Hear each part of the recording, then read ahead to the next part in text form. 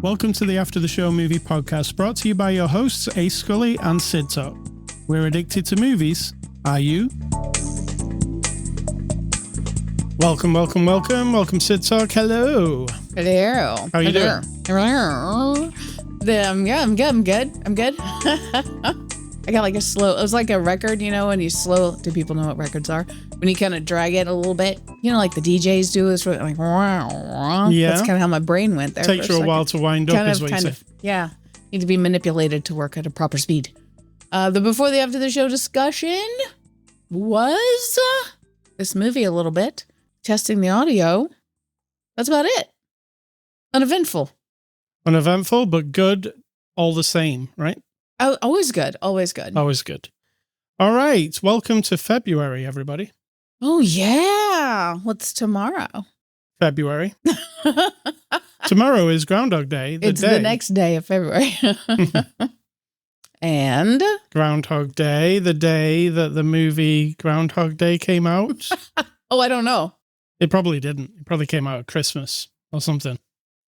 It's our wedding anniversary. Correct. And we've been married for 25 years. Oh, my God. Elderly. Doesn't that sound like a lot? We are an elderly couple. We're not elderly, but we're past the middle age because I know I won't grow to be 114, so. Neither will I. We're past the middle. Yeah. So happy early anniversary, darling. Happy anniversary, darling. Thank you, darling. Oh, thank you. What is that? It's like the British accent that Are we most from of us Downton Abbey? Most of us think that you have. Yeah. Oh, yes. Thank you very much, darling. All right, let's get away from that. And let's get to After the Show. It's a weekly movie review podcast. And on episode 876, we're looking at a new movie called A Real Pain. It's a 2024 release, out now on streaming, rated R. Its runtime is 1 hour and 30 minutes, and it's from Fox Searchlight, who sent us a copy for review. Sid Talk, can you give me the synopsis of the movie, A Real Pain? Two cousins who are opposite go on a journey of emotional exploration. All right, I'll give you That's not on the box? It probably is, actually. It's probably close. You ready? Yeah. Mismatched cousins Right on. reunite for a tour through Poland to honor their beloved grandmother, but their old tensions resurface against the backdrop of their family history. Yeah, right on. That's exactly what you said, isn't it? Pretty close. Pretty close. All right. And I'll start this by saying in this movie, these two gentlemen are cousins. They're 3 weeks apart. And then their fathers were brothers with each other. I know you struggle with family tree situations, but my mother and her brother have us, my cousins. I'm not saying that right. I have a cousin who's 2 weeks younger than me. She and I are very different. And this movie reflected a lot of that. And it was in a good way. It was like very self-exploration type of thing. And so I loved it. All right. Nominated for 2 Oscars, one for Jesse Eisenberg, who directed this, and Best Supporting Actor for Kieran Culkin. So that's where it stands in the Oscars race, if anybody cares.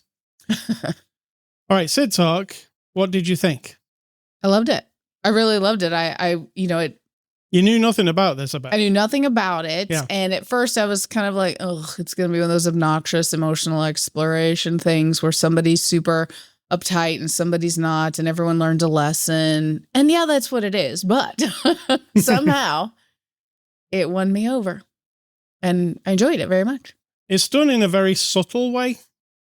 There's a lot of subtle acting in this, and people don't say what they're feeling, but you can tell what they're feeling.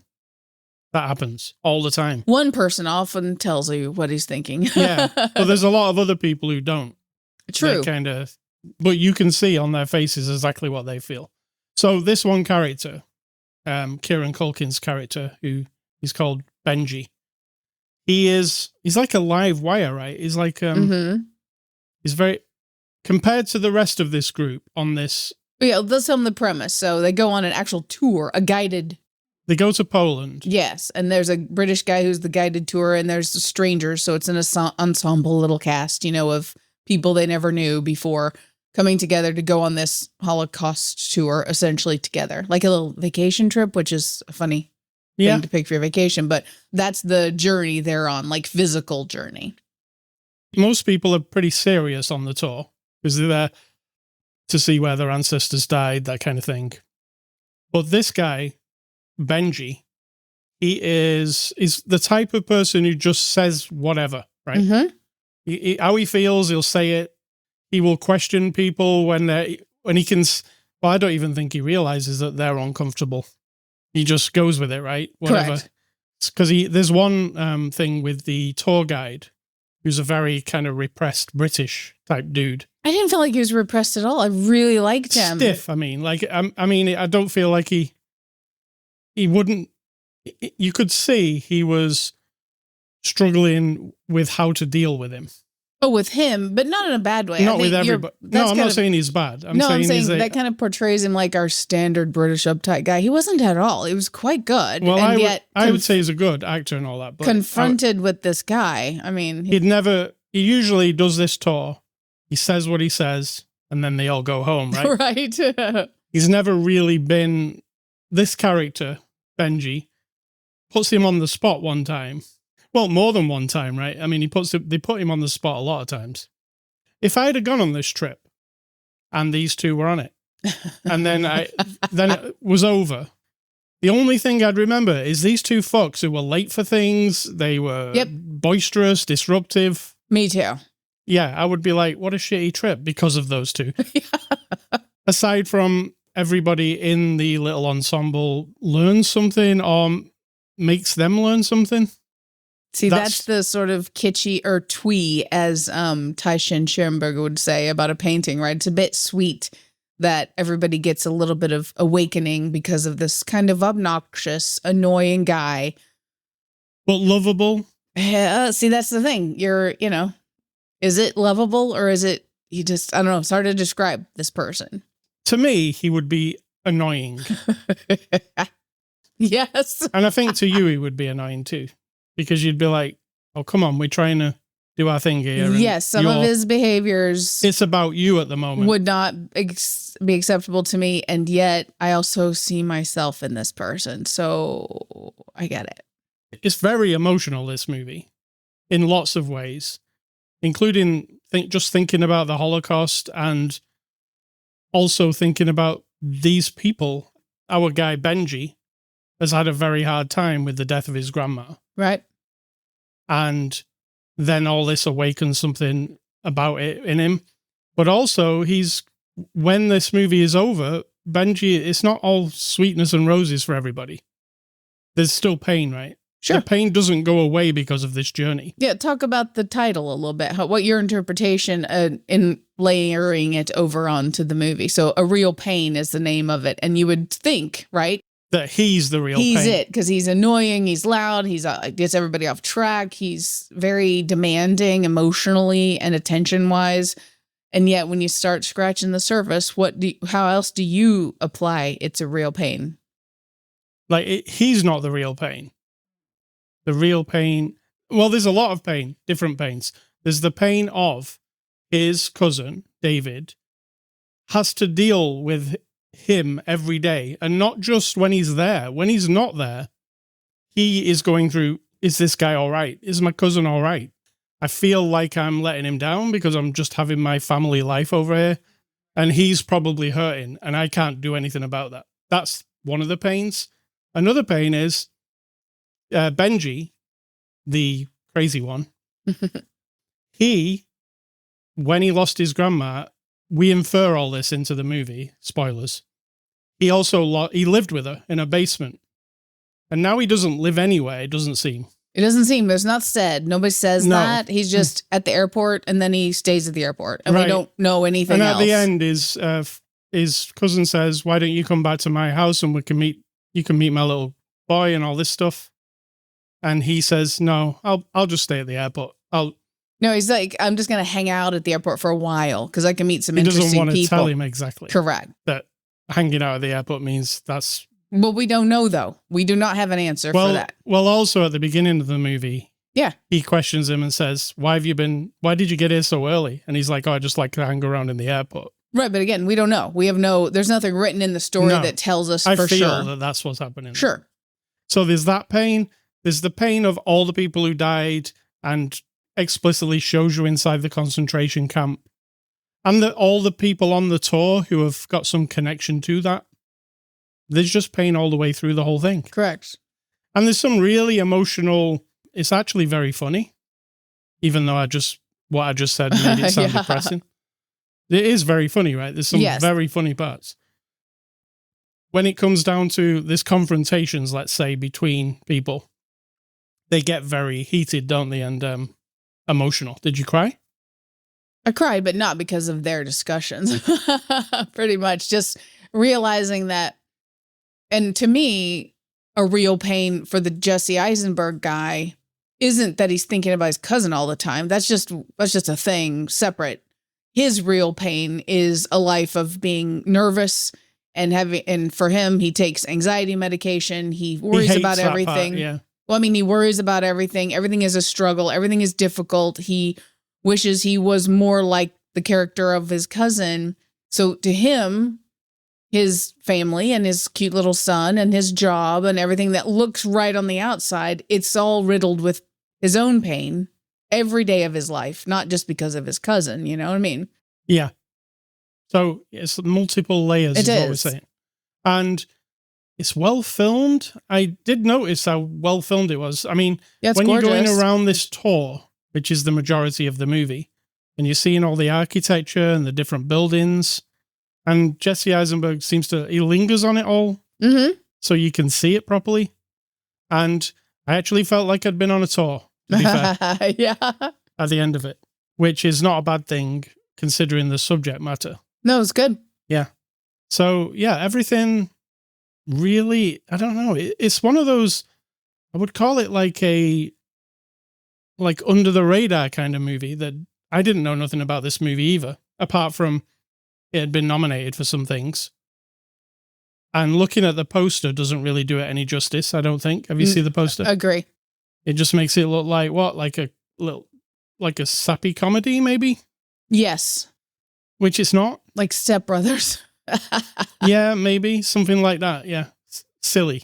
But no, that's not what it is. No. And if you go to it for that, you'll be very disappointed. But all the rest of you who like cinema and like the topic is very moving. Very. The part that moved me, I mean, I've not really seen the tour inside the concentration camps before, but that big basket full of shoes. Mm-hmm. And I've never seen that before in my life. Oh, okay. Yeah, I've seen that before. No, and I've never... not in person, just I've seen, I know of it, yeah. And that actually was the most moving part of the whole movie. I was like, oh. Like, it really, like, shook me. I was like, that's a lot of people. And they showed you inside the gas chamber, and I didn't realize that the blue shades on the wall was to do with the gas. No. All that, just, it shivers up your spine. It's terrible. Yeah. It's beyond terrible. Beyond terrible. And yeah. Again, this movie also had this message of like, we don't, like when they're on the train, they're in first class on this train. And our guy, Benji, he says, don't you all feel terrible or something? Don't you feel something? And they're all like, what? We're just eating our lunch. And he's like, well, you're on a first class thing. And, you know, years ago, you would be being taken to the gas chamber in one of these cars. And they're all like, Like it hadn't occurred to them. So no. This character brings to your mind things that either you've just never occurred to you before, or you don't want to think about, or, you know, just peripheral things. And this is where one of the things I saw a little bit of myself, because I don't always have a filter. I know, it's shocking. And I'll say things in a way, or the way I see the world, I guess, and life, and then I'll just blurt it out. And it's sometimes harsh, and it's sometimes like, ugh, but then people say, oh, I've never thought of it that way. I've never considered that, or whatever. Like, no, we're not talking like life-shattering things, but just that part of him, I was like, yes, there is always a person that does that, and not everybody likes it. It can be very shattering for people, right? To have somebody point out to you while you're on your little vacation. Yes, it's a Holocaust tour, but you're on a train, you're having a good time.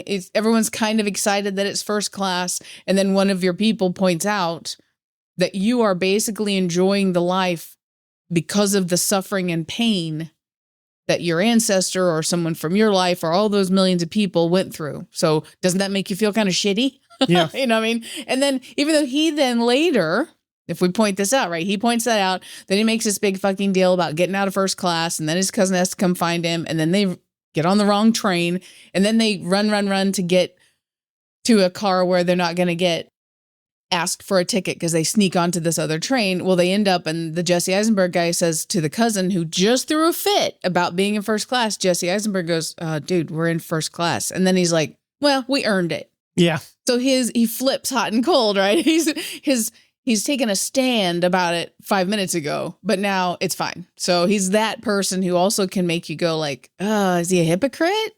Is he like, is it valid what he's saying? He's an interesting character. Yeah. And a lot of his antics, let's say, during the tour, put people, at first people are like, a bit unsure about him, but then it's awkward. Then they kind of join in with him, and it brings out something in them, makes them a little bit less on edge. True. Like where they're taking pictures in front of the big sculpture, the war sculpture. Yes, that was a good one. And Jesse Eisenberg's like, no, we don't do like a selfie in front of it. It's like disrespectful. And he's like, why not?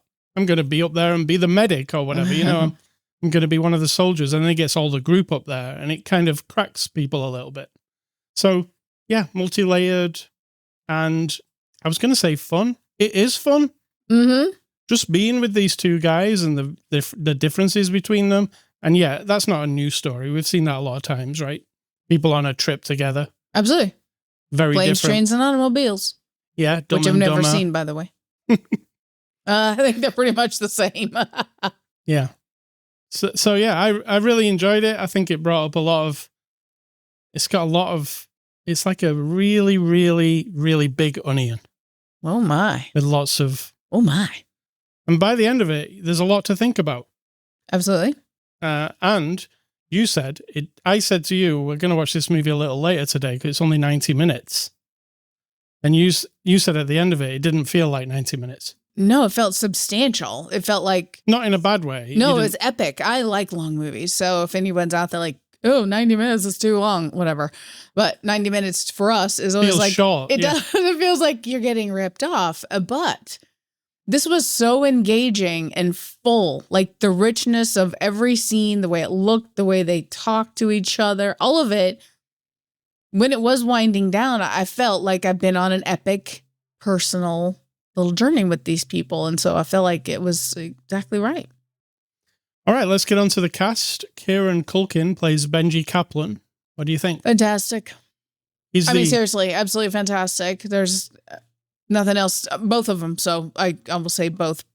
But you also know my opinion about Jesse. He kind of does the same thing a lot. But Jesse Eisenberg, he like always reminds me of Woody Allen. Kind of. It's the same kind of repressed. Yeah, a little bit extra nervous, a little bit like, on edge, but that's a personality. That's a real thing. And also, remember, he wrote this movie. He's directing himself and everyone else. He's probably also the main showrunner. It's pretty badass that what he's doing. It is. And so but there are moments of greatness with every single person. So Jesse's awesome. And there are moments of just like, I can see this man's actual struggle and pain with his cousin and himself, and all wrapped up in just reactions and his body language. So yes, excellent. It's just that it also taps into a lot of the other characters we've seen him do. We've got Jennifer Grey as Marcia. And I'm telling you now, people from the 80s, like... Who's Jennifer Grey first? Jennifer Grey, I'm telling you, the people from the 80s, if you've seen Dirty Dancing, this is that Jennifer Grey. You will not know this. I mean, she's just a middle-aging, well, she's past middle age probably too, like the rest of us. You would not know this is her. If you've seen the other movies of her when she was younger, her look is different. She has changed, and that is 100% fine. It's just that when someone says to you, oh, this is Babe from Dirty Dancing, you'll be like, no, it's not. Absolutely not. And she was awesome, though. She was the kind of character lady that I would be, I think, if I went on one of these tours by myself, She's had a divorce. She's on her own. She's feeling a little blah in life. And so she wants to kind of tap into some real feelings again. And I liked her. I just wouldn't know. She was really good. Yeah. Will Sharp was also really good. He's the English tour guide. Yeah, very good. He plays James.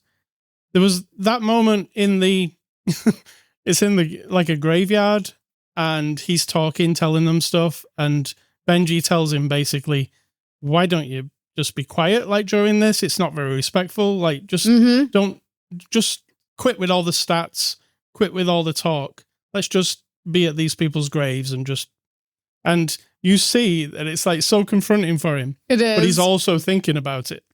Am I too much? Is this too much? Do I change?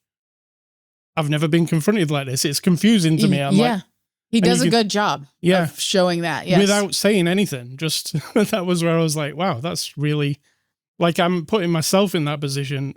How do I feel if somebody's saying that to me? If I'm the person running this tour and all of a sudden I don't feel like I'm in charge of it anymore because somebody hijacked your attitude. Yes. Yeah. And it makes you feel a bit bad and maybe thinking or like you're failing as well. Yeah, it was really good. So I give a shout out to that guy, Will Sharp. Directed by Jesse Eisenberg. He also wrote this movie. And he also directed another movie called When You Finish Saving the World with Julianne Moore, which I haven't seen. But now I want to see it. So what do you think of him as a director? Gorgeous and well edited. I'm sure he would have had a hand in that. And it's paced beautifully and his shots are great. You know, I'm sure he has a cinematographer, but I mean, I think when you're the writer director and one of the stars, you probably are in charge of every element of this. You know, a movie is an artwork with many moving parts. And I feel like he touched everything and it was all just a beautiful movie watching experience, I thought. You sound like the blurb on the back of the box. I do. I sound really boring. It was a wonderful and touching movie experience. Thank you all. All right. What are IMDb reviews? Those are reviews you find on the little website called Internet Movie Database. And the people who do the 1 stars you think are pretty funny. When you do like the movie, you disagree with them. All right.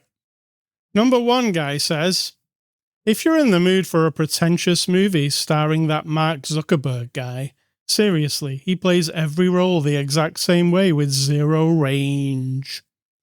This is supposed to be a funny American comedy, but it's not funny at all. That's all he says. Yeah. I mean, the poster does make you believe it's a funny American comedy. It does. I don't like the poster. No, I wouldn't have had that. But I don't know what I would have done better. Right. Second guy says, I stopped watching after an hour. Could have been real fun or interesting about 2 cousins discovering about themselves on a trip across Poland. Instead, it was just irritating that Benji, I couldn't finish it. How they thought making a movie with such an extremely unlikable person is beyond me. Well, they're not wrong. They're not wrong. He's highly unlikable.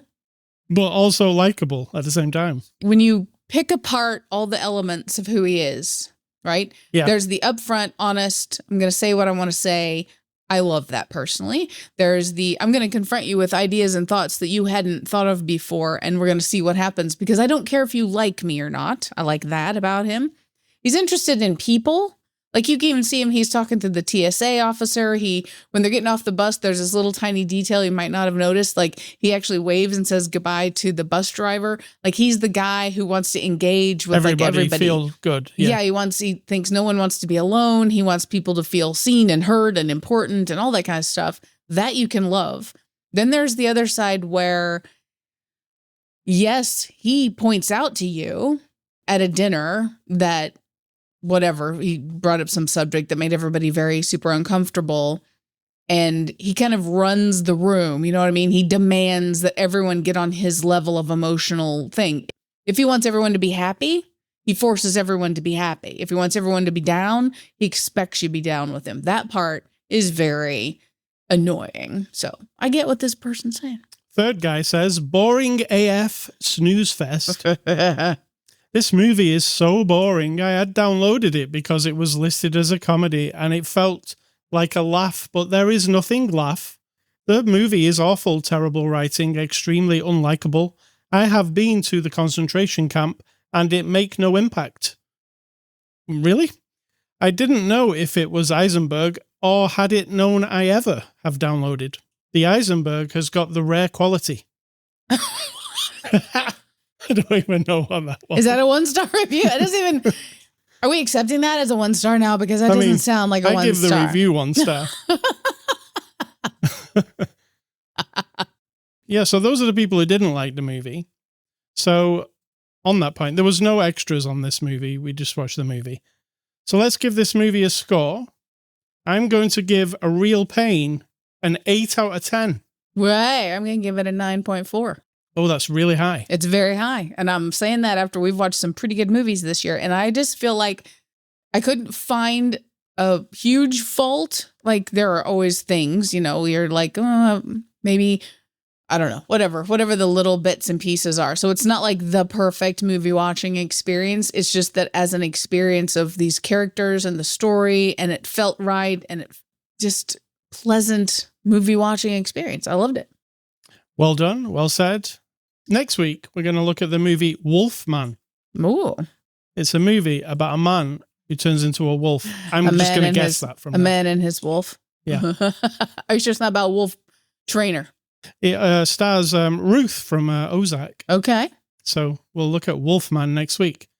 Movie recommendations. I am going with The Social Network. The first time I saw Jesse Eisenberg, and I love that movie. And has that movie aged well? I don't know. I mean, it's a movie about Facebook in a certain time period. It's not about Facebook. It's about the creation of Facebook. So Zuckerberg. But then David Fincher made it real moody and cool looking. So yeah, Social Network from Jesse Eisenberg and Scott Pilgrim versus the World because Kieran Culkin was in it, if you remember. You don't remember a lot. I don't. Excellent movie. Edgar Wright. I don't. And my movies are, I'm going to do all horror movies for all the time of cinema that has existed. I'm up in the 1930s. These are just movies I've seen, so the quality is not the issue. It's just that if you want to be just like me, kids, you're going to have to watch all of these movies that I talk about. You don't have to have the same opinion about them. You just need to watch them. So we have The Mummy, speaking of your, Wolfman. Yeah. The Mummy from 1932. Murder in the Zoo from 1933, which I believe we saw on Svengoolie once. King Kong from 1933, my second favorite King Kong. Number 1 is from 1976-ish, I think. With what's-his-face. Invisible Man, 1933. Bride of Frankenstein, 1935. Because last week I think I did Frankenstein.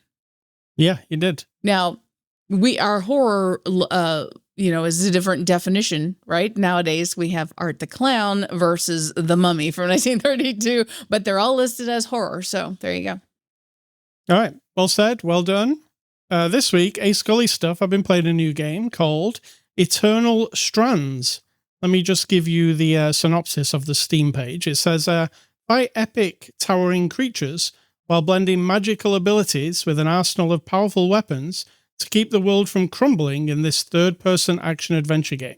Goodness. So, a lot going on there. Yes. So I played a bunch of this week.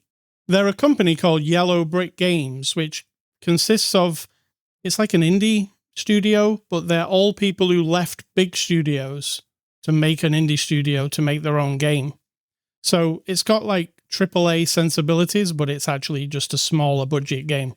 But it is very cool. It's if you like the games like Dragon Age by BioWare, that kind of game where you're a person and you're building up, it's got a bit of Shadow of the Colossus thrown in there. Ooh. There's giant monsters that you have to climb up the back and, take them down. There's a bit of Zelda in there. It's third-person view.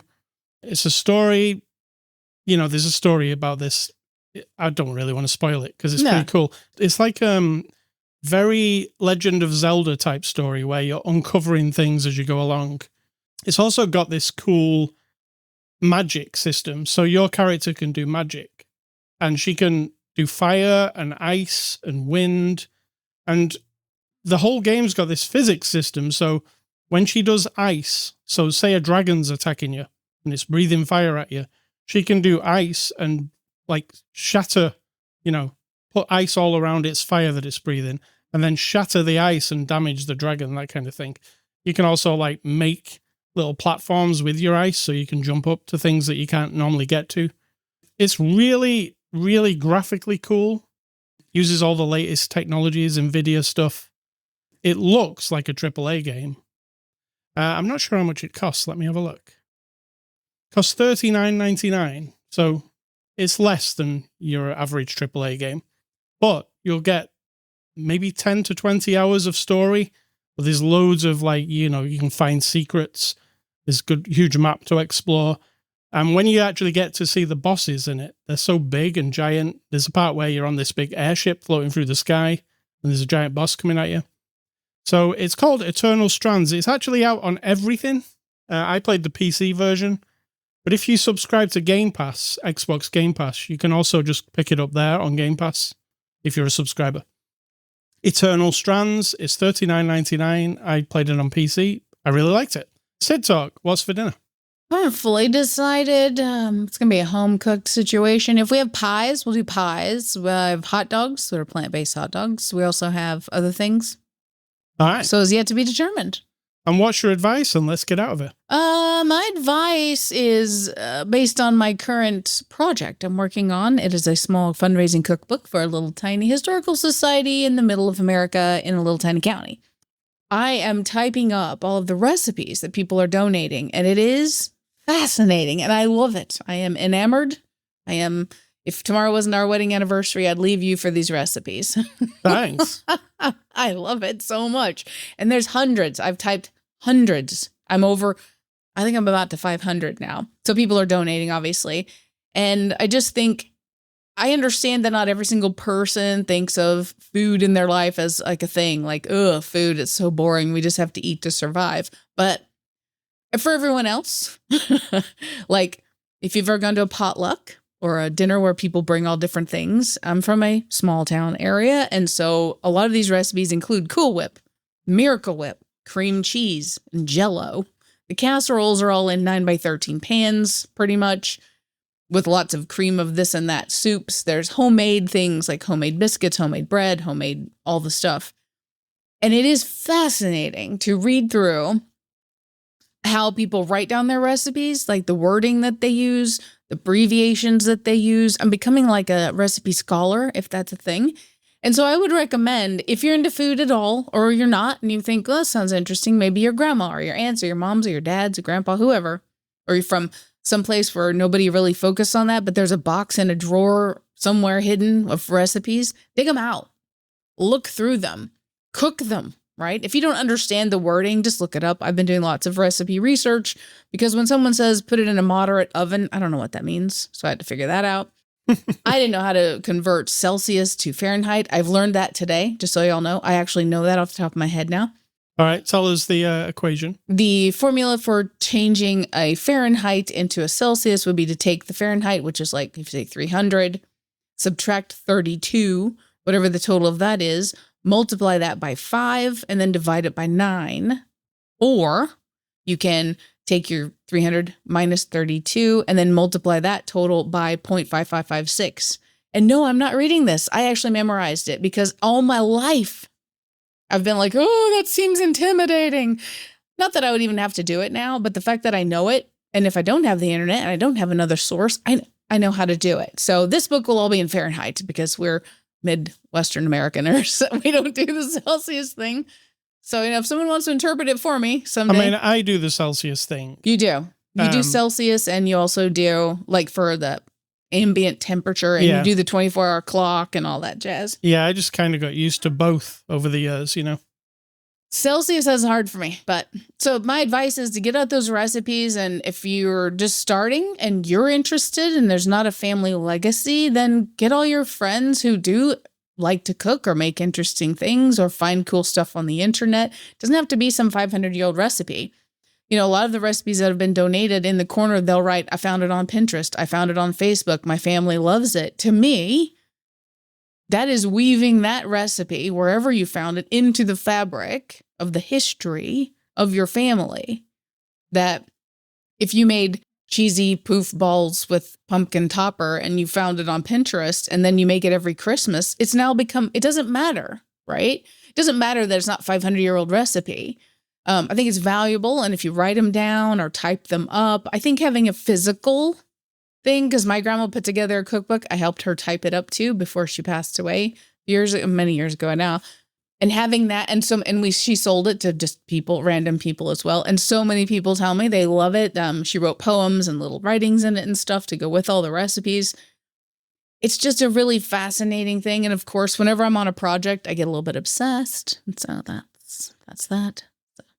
That's my advice. That's good advice. Well done. Thanks. And now it's time for me to go type some more recipes because I love it. All right, ascully.com. That's the place you can get this podcast. You can also get it from Spotify, iTunes, Amazon Music, and YouTube. You can catch us on Twitter, Facebook, and Instagram. I'm ascully, she's Sid Talk. Email feedback to me, ascully@ascully.com. Do not email Sid Talk. She doesn't want your email. Unless you're going to send me a recipe. And stay classy, Jesse Eisenberg. You did a really good job. Let's hope you get the Oscar. You did. I'm proud of you. And I'm going to say, think for yourself. Because if you don't do it, someone will do it for you.